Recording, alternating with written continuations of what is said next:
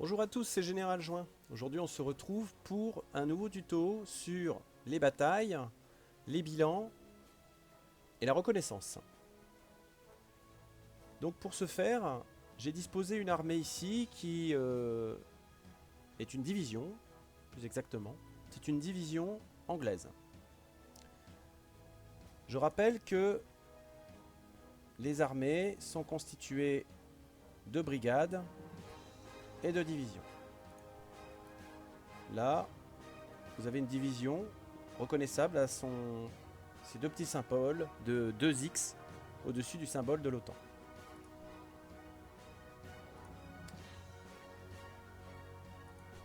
Une brigade, si par exemple je détache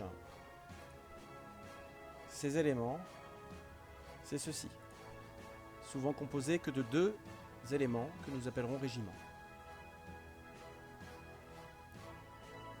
Certaines brigades, certaines divisions plutôt, ne peuvent pas être détachées de leur brigade. C'est-à-dire que cette unité-là, je ne pourrais pas voir tous ces éléments ici, et je ne pourrais pas donc composer cette division comme je le veux. Car c'est une division historique, et les divisions historiques, elles ont été achetées telles qu'elles sont, et on ne peut pas les modifier. Les Français disposent de l'achat dans le mode campagne de divisions historiques dès le départ, alors que les autres pays devront attendre de pouvoir les débloquer avec certaines décisions politiques. Pour illustrer le mode bataille, je vais utiliser la division du grenadier de Louis Friant. Elle est composée de 4 régiments de grenadiers à pied, d'une batterie auxiliaire de 12 livres LB et de 6 LB. Donc ce sont des artilleries de la vieille garde. Chaque unité a deux ressources qu'on peut lui retirer, c'est-à-dire des points de force, qui sont en fait des points de vie tout simplement, ou des points de cohésion, qui sont des points de morale et d'organisation.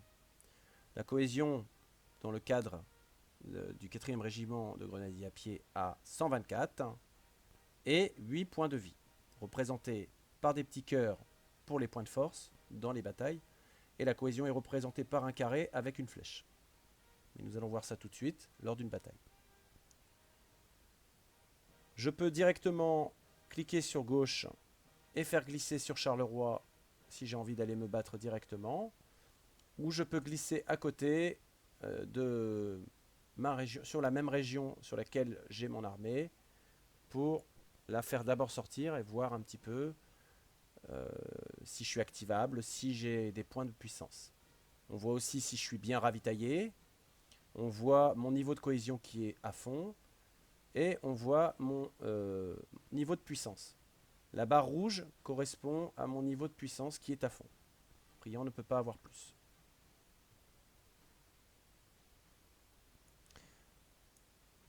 Je le fais glisser, je le mets en mode offensif, et Friant va attaquer, on va regarder ce que ça donne, et nous allons décortiquer ce qui se passe.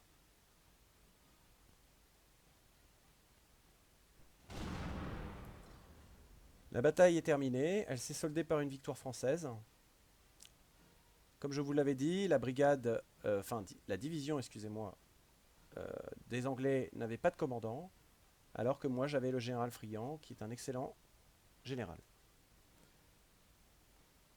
J'avais 3390 hommes, j'en ai perdu 307. J'avais 16 canons, j'en ai perdu 0. Mon adversaire a quant à lui perdu 4 canons et 4950 hommes, ce qui est énorme. On peut voir que j'ai pris 3 points de dégâts et j'ai perdu 138 points de cohésion. Quant à mon adversaire, il a perdu 50 points de vie et 439 points de cohésion. En cliquant sur la petite onglet avec le crayon bleu, nous avons un détail. En haut à gauche, vous avez le résultat de la bataille, le début de la bataille, le premier round de bataille. Il peut y avoir jusqu'à 3 ou 4 rounds durant une bataille. Nous allons prendre le résultat de la bataille. Nous voyons que j'ai 41 points de vie avec cette unité, quand mon adversaire en a 84. Ça vient du fait qu'il a beaucoup plus de régiments que moi, et ça se retrouve aussi dans le nombre d'infanterie. Je suis beaucoup moins nombreux que lui. C'est donc logique qu'ayant plus de régiments que moi, il ait plus de points de vie que moi.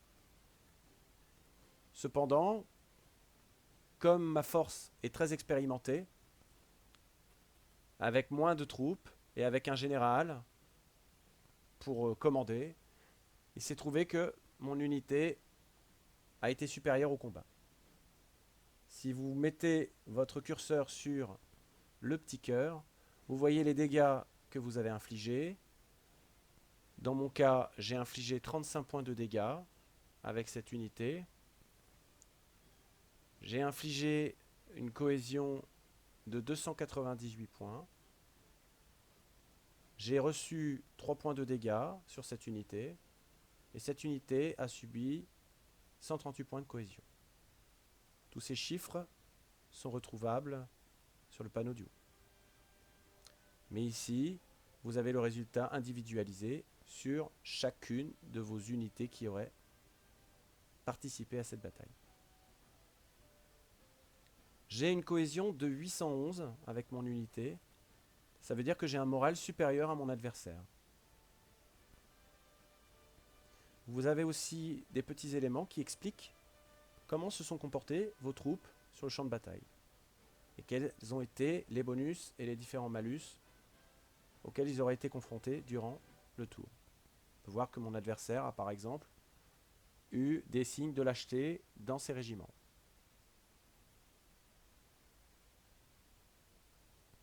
Mon général, Louis Friand, a une puissance de 0, mais il offre plusieurs avantages, notamment un avantage pour le chiffre qui commence de gauche à droite. À gauche, vous avez 4, ce qui représente son niveau stratégique. C'est utile pour déterminer comment les hommes ont été dirigés pendant la bataille. Ça va donner des bonus. On aura par exemple moins de choses comme de la lâcheté ou ce genre de choses. Ils seront bien commandés. Par exemple, ici, on voit que l'officier en charge a bien dirigé l'unité pendant l'échange. 4, pour indication, c'est déjà énorme, puisque Napoléon a 7. Donc Louis Friand est quand même un excellent général, bien qu'il soit qu'un général d'une étoile. Le chiffre du milieu correspond à l'offensive. Il est donc meilleur en offensif qu'en défensif, qui est le chiffre 3 que nous avons à droite. Il était donc en bonne posture en attaquant. D'autres éléments peuvent être pris en compte. Cette bataille a été aussi gagnée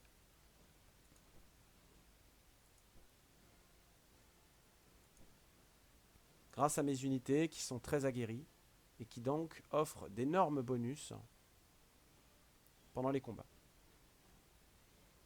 Notamment un premier choc, 175% de points de dégâts supplémentaires au premier choc. Et c'est bien sûr l'expérience qui augmente considérablement ces chiffres.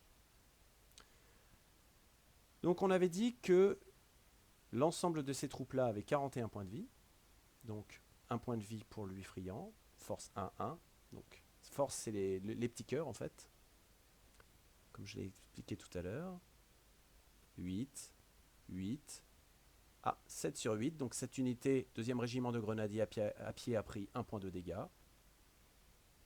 6 sur 8, 1er régiment de grenadiers à pied a pris donc 2 points de dégâts. On retrouve donc les 3 points de dégâts de la bataille. Pour soigner les unités, il faut qu'elles soient au repos.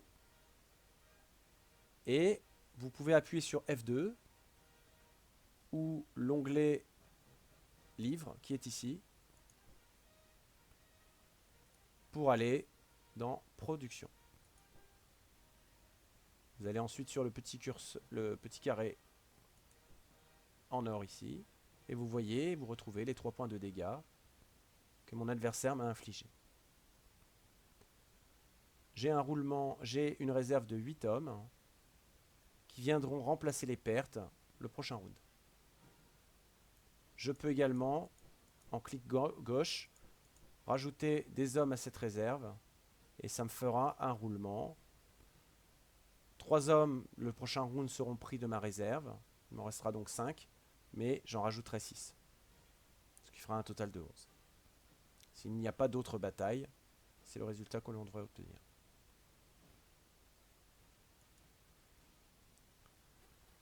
Il est très important aussi, dans une bataille, de savoir ce qu'on a en face de nous.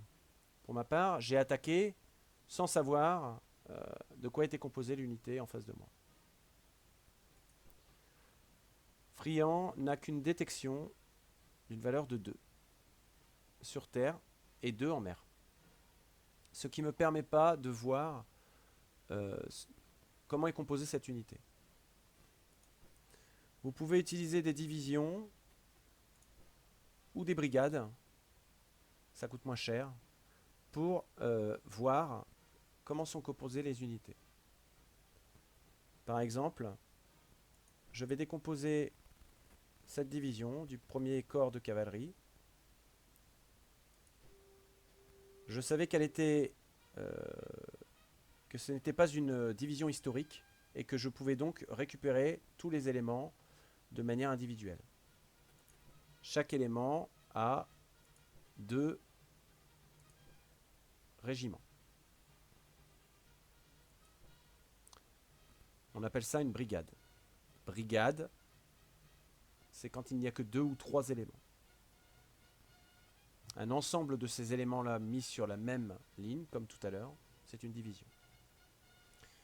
Alors, j'ai une détection terrestre de 3 avec cette unité. C'est donc pas une unité très forte pour la reconnaissance. Cependant, elle pourra peut-être être suffisante pour apporter un éclairage sur comment sont constituées les troupes. Là, je sais qu'il y a de l'artillerie, du ravitaillement. Et là, je sais qu'il y a de la cavalerie. Mais c'est à peu près tout ce que je sais. Donc il est important, si par exemple je voulais attaquer Namur, de savoir de combien de force dispose Namur. Dans 3 jours, le chiffre qui est juste en dessous l'étiquette bleue, j'arriverai et je pourrai être en mesure de savoir de quoi est composée l'armée de Namur. Je passe le tour. Je n'ai pas une détection suffisante pour voir ce qu'il y a.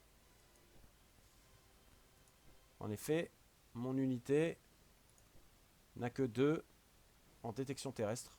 Ça veut dire que mon adversaire a plus de 2 en camouflage.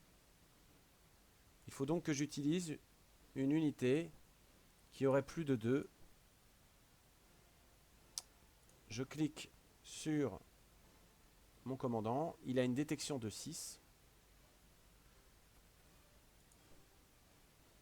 Je vais donc, ou alors je peux regarder les éléments directement. Voilà, détection 6. La cavalerie légère a une très très bonne détection et est vraiment faite pour ce genre de mission. Je vais donc détacher de ma division, enfin je vais détacher du commandement de Charles Lefebvre pour aller à Chimay. Et ainsi, donc commandé par le général Guyot, pour voir ce dont est composée la force de Blücher.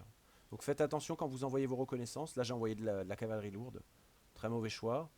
Je n'ai pas pu voir ce dont était composé Blücher. Alors maintenant on a tout de suite beaucoup plus d'informations. La cavalerie légère m'indique que Blücher a 4162 de force. Dans l'infobule, vous pouvez voir les armées du 3e corps, du 2e corps et du 1er corps. Puissance de 4e corps d'armée. 1281, 1160, 801, 833, etc., etc. Il est bien évident que si vous voulez battre cette armée, vous allez devoir envoyer des forces au moins enfin, égale, voire supérieure à cette force. La reconnaissance dans ces cas-là est donc un élément déterminant. Voilà, j'espère que je vous ai bien aidé. Je rappelle que les petites statistiques qui sont ici sont envers le ravitaillement d'une unité qui est de 100% pour Friand. En bleu, c'est la valeur de cohésion et donc de morale qui est très bonne. Et en rouge, c'est la puissance, comme je vous ai dit, la puissance qui est pour sa part de 250. Il est au maximum de sa puissance. Donc tout va très bien pour Friand. Ça a à voir aussi avec les renforts. On peut voir que maintenant j'ai 14 de renforts suite aux nombreux renforts que j'ai amenés dans la réserve. La réserve a donc su remplacer les pertes que j'avais eues chez Friand, et Friand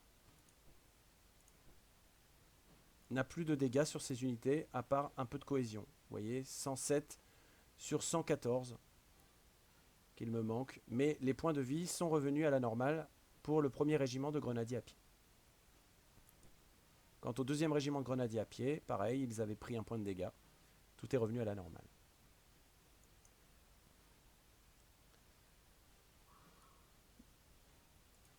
Voilà ce que je pouvais vous dire sur les batailles. J'espère que ça vous aura aidé.